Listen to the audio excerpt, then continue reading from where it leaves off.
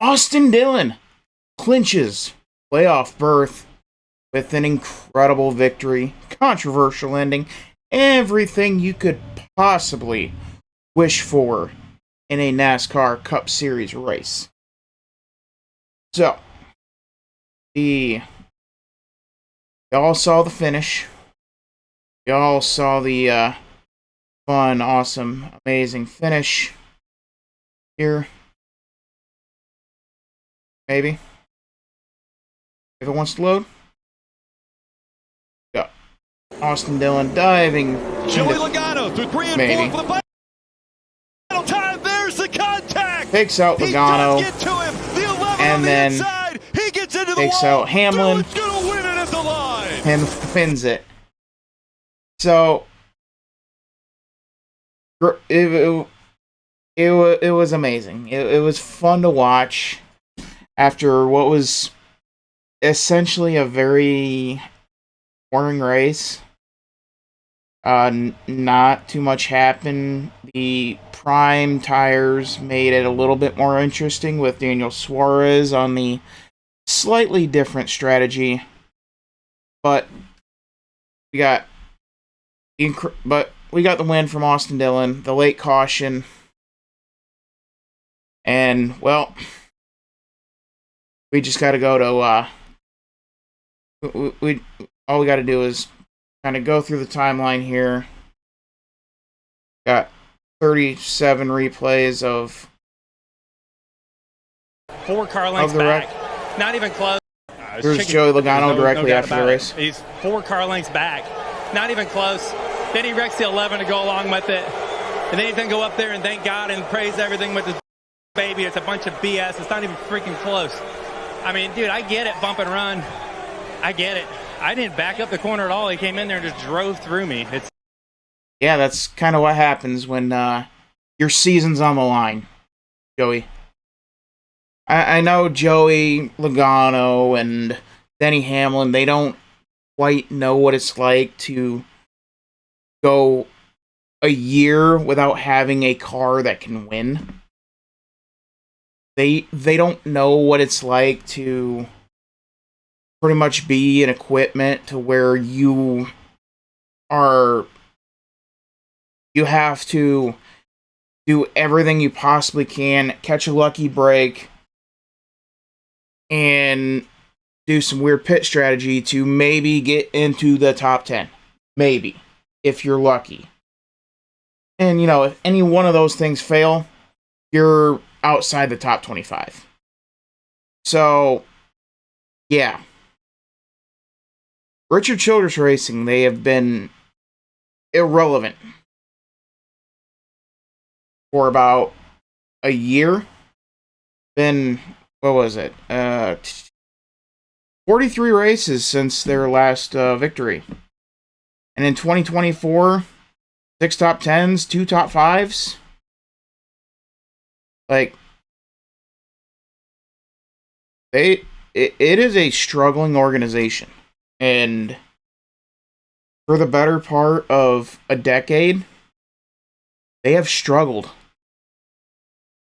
Only getting 3 wins from, I think this is Dillon's 4th career win. I mean, and Austin Dillon unloaded this car fast. And especially at Richard Childress Racing, this is a once in a lifetime car that came, especially when it came together late, like it did. And you have to take advantage of that opportunity by hook or by crook. You got to win the race if you're Austin Dillon. If you got to wreck Grammy, you got to wreck Grandpa, or you got to wreck your own mother. You got to go win the damn race. When you got that kind of car with a mid-level team. A 68 Austin Dillon snaps a 68 race winless streak. And what's funny is Austin Dillon actually has a knack for winning in these closing regular season races. Got the one at Daytona in 2022. I think he got the one in Kentucky. It was one of the mile and a halves. But yeah. Hamlin, he was upset. Talking to Bob Pockris. Should have been penalized for that, or is that just, you know? Where's the line, Bob? I mean, that's the thing is we have rules against, to prevent ridiculous acts, but, it's been a long time since. Okay, so Denny Hamlin does have a little bit of a point there. There is a line, and I don't think Dillon crossed that on Sunday because it was for a win, and whether you like it or not, the rules change when you're going for a win. When you're going for a win, pretty much anything is on the table. Secondly, since this was a short track race, I'm not as I don't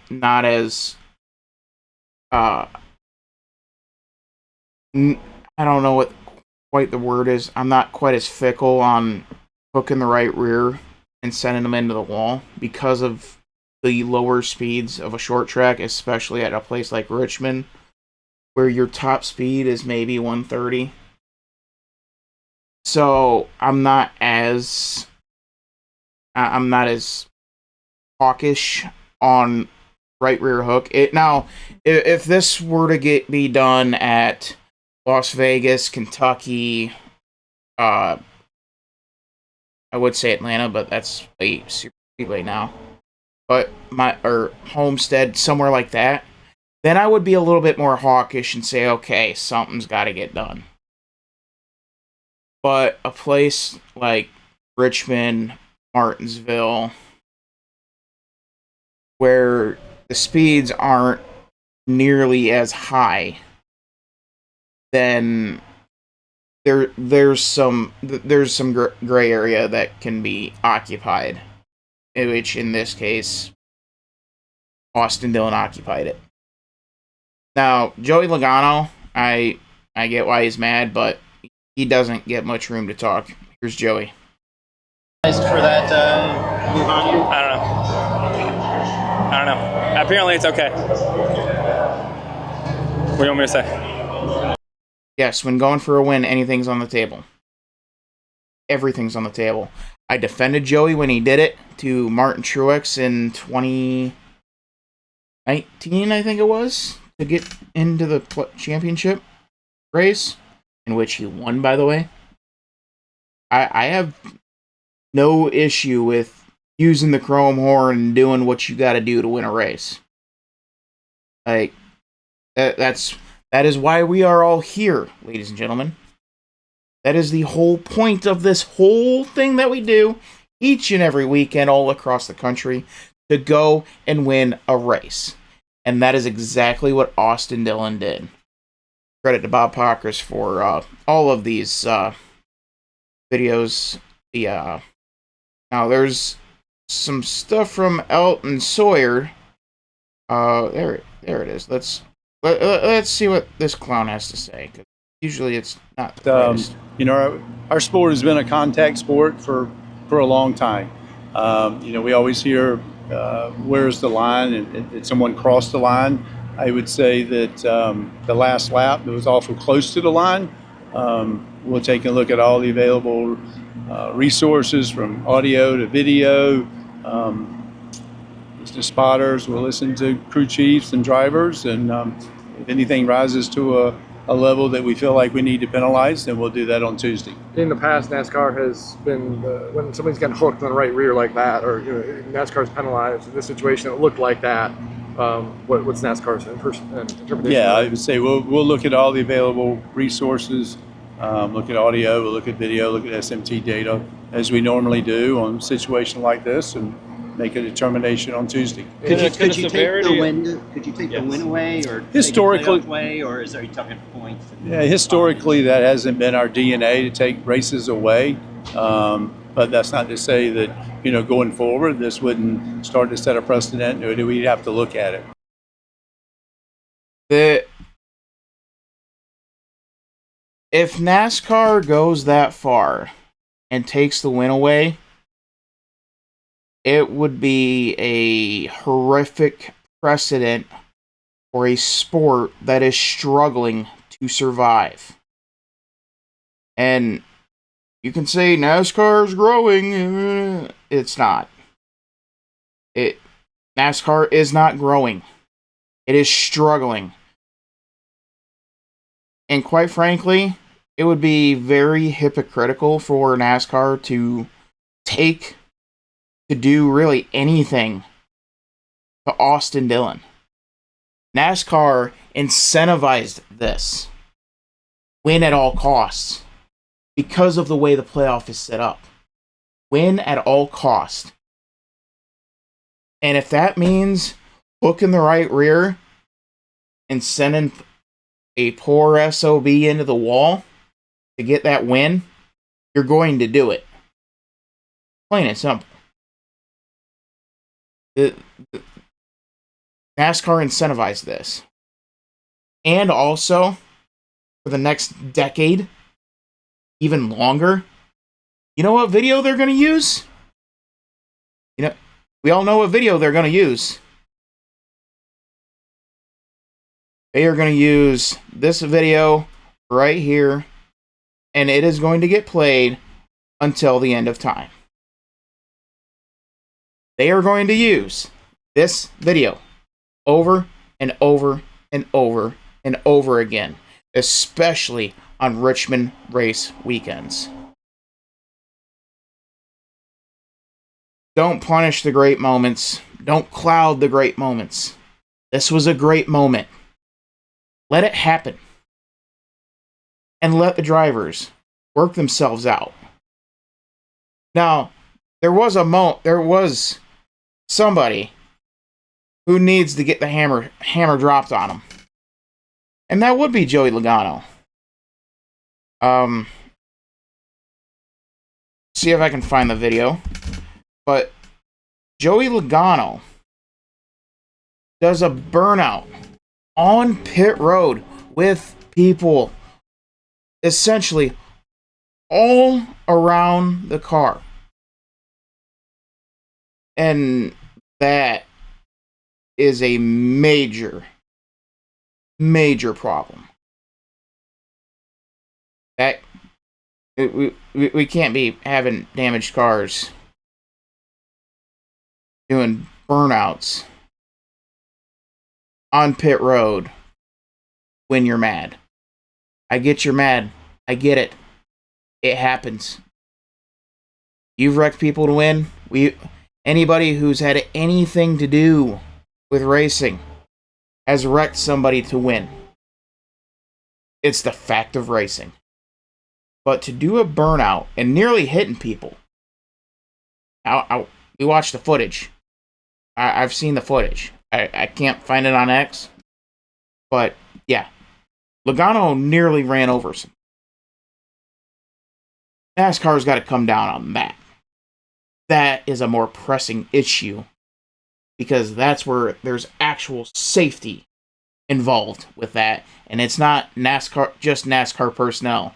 But anybody that was on pit road to greet their drivers, whether it be all access fan, media, whatever. Whoever. We can't be having angry drivers doing stupid stuff like that on pit road with people crowded around it. NASCAR's got to come down hard on Joey Logano. Whether it's suspending him for a race or a massive fine. And NASCAR has already set that precedent with Bubba Wallace. And that wasn't even on pit road. That was a $50,000 fine. NASCAR's got to do something about that, because that is absolutely unacceptable. I get you're mad. I get you can't really go up to a guy holding his baby and pop him in the mouth. But you got the media right there. Go grab the horn and yell into it. voice your frustrations. And that's what he did. You go do that, you leave out the burnout part, and we all go home and you go and wreck them the next week or the next short track. That's the way it's supposed to go. Not doing burnouts on pit road and putting people at danger that had nothing to do with the incident. Go take care of business at the next short track coming up in a few weeks. It's not complicated. So, I'm Dillon Hildreth. Thank you for watching the video. Make sure to like the video, subscribe to the channel. All of the links will be down below for this article and the rest of my articles on Total Apex Sports. And we'll see you next time.